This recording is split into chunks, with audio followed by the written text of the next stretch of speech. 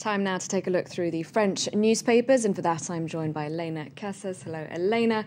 So, Michael Haneke has won the Palme d'Or at the Cannes Film Festival. What do the critics make of that film? Cannes has been saved by the palm. That's what Libération's put on its front page with a big picture of Michael Haneke. They effectively reckon that it was a disappointing selection this year. They say it was really the only film in the selection that deserved to win. A lot of the others, they say, were too traditional a selection. Of course, how is it possible, they say, that these were really the best 15 films, the ones in selection that could possibly have been presented to Cannes this year? They say they were, a traditional, a conventional kind of a pick, and the awards even more so. The jury ignored the more experimental ones, like the rather crazy Holy Motors by the French director Léos Carax, in which an actor plays 11 different characters during the film. They say, they went for the boring, the safe option.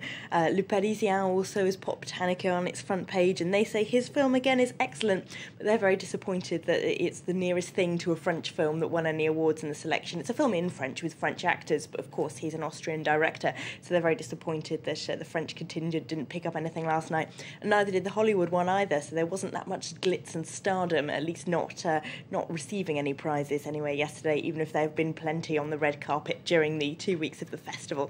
So they're very disappointed. Le Figaro's critics are about the most positive. They reckon that some of the prize winners were richly deserved, especially Ken Loach, the British director, who came in third, if you like, with the jury prize, and they say he deserved it just for making the only film that made anyone laugh during this year's selection. The rest were all a bit bleak and depressing, apparently. Well, from movie stars to politics, of course it's election season here in France, the country gearing up for parliamentary elections. What's going on in the campaign at the moment? Yes, of course, all the voting's still not over in France. Parliamentary elections in 2 weeks. One contest that's got everyone fascinated is in the Pas-de-Calais and in Beaumont. Libération is looking at this today because this, of course, is where the far-left candidate for the presidential election, Jean-Luc Mélenchon, is taking on Marine Le Pen for a parliamentary seat on her own turf. This has got probably more press coverage than all the rest of the parliamentary election votes put together.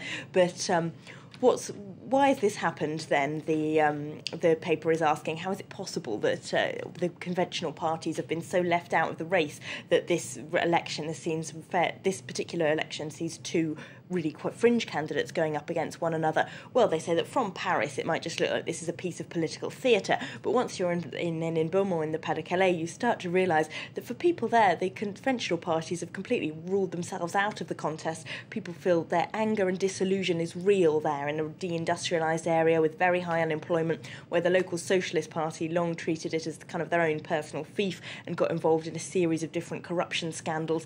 The people there, correspondent has met there on the ground, living in council housing, you're normally without jobs, either angry about the banking system, of course, those who support Mélenchon, or angry about high immigration in the area, those who've turned to Marine Le Pen. This race, they say, should be an object lesson for French politicians. What happens if you don't listen to ordinary people? Now, there's also a story from Italy that the French papers are really taking an interest in, isn't there? Yes, what the Pope's butler saw. This is actually a fascinating story, and it's grabbed a lot of French press attention today. Le Figaro says the Pope's butler, Paolo Gabriele, is probably just the tip of an iceberg of people leaking documents from within the Holy See. Now, he is now in custody in a Vatican cell after he apparently leaked documents to a journalist which reveal a number of things that are rather embarrassing for the Vatican, including collusion with the Berlusconi government to avoid tax on church properties, possible corruption going on within the Vatican Bank, which is of course famously untransparent and has been for decades, associated with various kind of dodgy dealing, including with the mafia, and even the editor of the Vatican newspaper apparently was involved in a scam to smear the editor of a rival newspaper by claiming he was gay. They're all in those documents. So Le Figaro says this is probably just the beginning, and this might reveal also something of a leadership round that's going on within the Vatican between different cardinals to take over from the Pope, who is of course 85. They even suggest someone might have put the butler up to leaking those documents to embarrass some cardinals. We might be hearing plenty more about it then. Thank you very much, Elena, for running us through the French newspapers.